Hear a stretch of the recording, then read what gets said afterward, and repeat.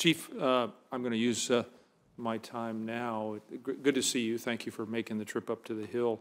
I'd like to start out with wildfire questions as well. I don't have to tell you that we had two deadly fires last summer that gained national attention, the Waldo Canyon and the High Park fires. They were declared national disasters. Tens of thousands of people were displaced, and about 1 million Coloradans' water supplies were threatened. We're still dealing with the aftermath of that. In that context, and I know this is a theme you've been hearing a lot today, I noticed that within the wildland fire management budget, hazardous fuels sees a 37% cut. That concerns me, particularly because the number of people living in fire-prone areas is increasing, as are fuel loads, and the importance of mitigation is well documented. Your own report, increasing the pace of restoration and job creation on national forests, has a goal of treating more acreage every year. Can you talk about how you plan to meet the goals in this strategy while protecting the areas most at risk for wildfire with such a large reduction in funding? This budget reflects a reduction in the total acres that we would treat. However, we are going to continue to treat the highest priority acres around our communities. Our hazardous fuels funding will be focused on treating only the wildland-urban interface, and to be able to work where the communities are working with us. It's one of the things that we've found with our hazardous fuel treatments is that it's essential that if we're treating the national forest, the ideal situation is that the adjacent private lands are also the work's being done there, so it really maximizes the effectiveness. That's how we're going to, prioritize this work. In addition to that, we'll use our restoration funds, so the integrated resource restoration, to be able to do the hazardous fuels work in the backcountry outside of the wildland-urban interface in conjunction with our restoration. So we're still going to be doing hazardous fuels work out there. It'll just be part of these larger projects. This money will be focused just on the wildland-urban interface. Thank you for that clarification. I know I'm going to continue wanting to have that conversation with you, but I hear you saying you're focusing on what we call the red zones of the WUI wild-urban interface. So thank you for that clarification. In my state, and you heard Senator Murkowski and other my colleagues talk about how critical the forest products industry is in the improving of the health of our forests while providing jobs. And in my state, you have rural communities like Montrose and Delta, who are playing an important role in that regard. And I want to thank you and your team for your efforts to implement 3 long-term stewardship contracts in Colorado that have already reduced fuels around communities while providing valuable forest products such as biomass electricity in Pagosa Springs and gypsum, landscaping materials in Colorado Springs, and wood pallets in Pueblo. Those are good news stories. But I also want to echo the concerns of my colleagues about the reduction in timber targets from 2.6 billion to 2.3 billion as I read it, and that's board feet, and the effect that could have on our still struggling timber industry and our capacity to do more on the ground. So I'm just making that as a statement. You don't have to respond. Let me move to air tankers.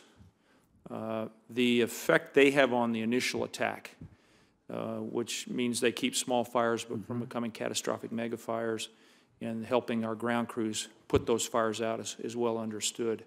When you fight a fire, you're going to war. Given we're facing another potentially severe fire season, what can you do to ensure me that we're going to have the next generation air tankers in the air during this fire season? Well, in addition to the legacy air tankers that we issued the contract for a few weeks ago, in the next few weeks we'll issue the contract for up to 7 next-generation aircraft that'll hopefully be able to work this year. In addition to that, we'll continue to rely on the MAFS units that we used so much last year, along with the VLATs that we also used, and then also to bring the aircraft down from Canada and Alaska to ensure that we have the aircraft that we need to be able to respond to these fires. As we move forward with the next generation aircraft, and hopefully with the C-27Js, it'll reduce the reliance on the MAFS units and to be able to ensure that we have that initial attack capacity with our air tankers. On a scale of 1 to 10, how confident are you, 10 being the most confident, that we're going to have the air assets we need? For this year, I'm at a 10 that we'll have the probably 24 to 25 large air tankers available this year, with between the MAFs and the planes from Alaska and in Canada, along with the contract that we'll have.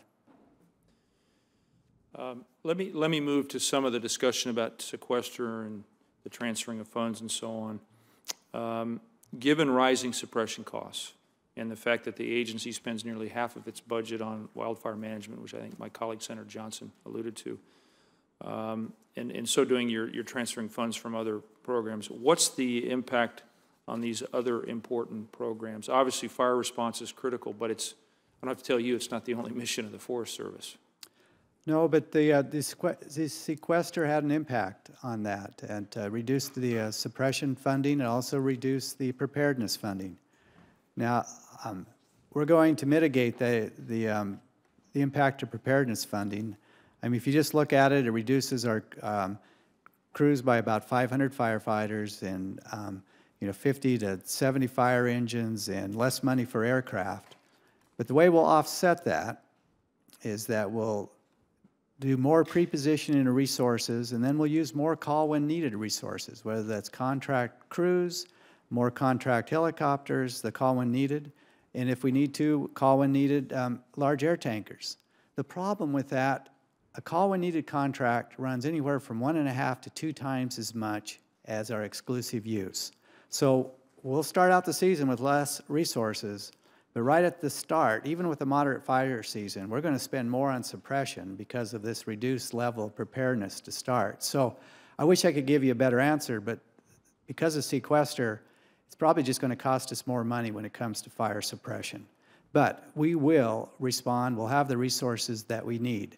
Now, in addition to that, we've already talked about the impacts, to our restoration work, to timber harvest. We also are going to have to, close some of the lightly used recreational facilities, usually some smaller campgrounds, smaller boat ramps, and we're looking at somewhere around 600 of those facilities.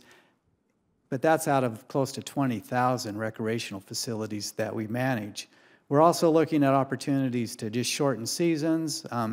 We're getting some good snows out in your country that will actually shorten the season, so that may help, impact some of the offs of having to close facilities. So our folks are working hard. We're also working with communities to see if there's a way to get a volunteer group or something to come in and do the minimum maintenance that's necessary to be able to maintain these facilities.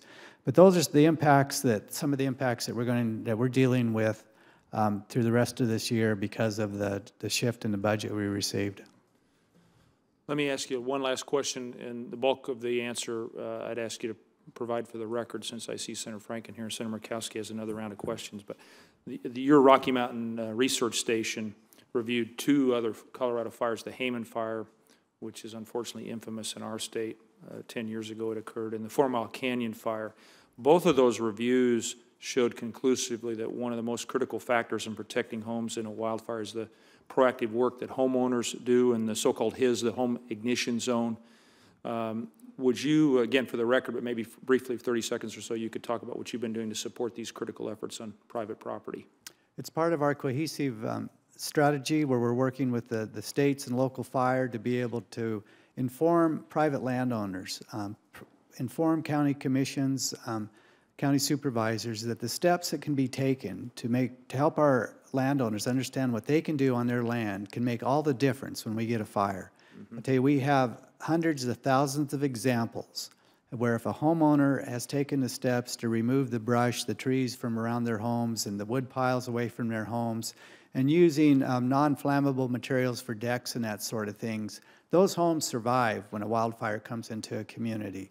That's the sort of thing we have to continue to work on, along with reducing those fuels on the national forests that are around our communities. Yeah, I would note that if you move a propane tank from close proximity to your home, that's a very good idea for obvious reasons. And the studies also showed that the most important tools you can deploy are a weed whacker and a rake. A chainsaw actually is of less use. It's pretty simple things that people can do. Thank you for being here again today. Senator Franken's recognized.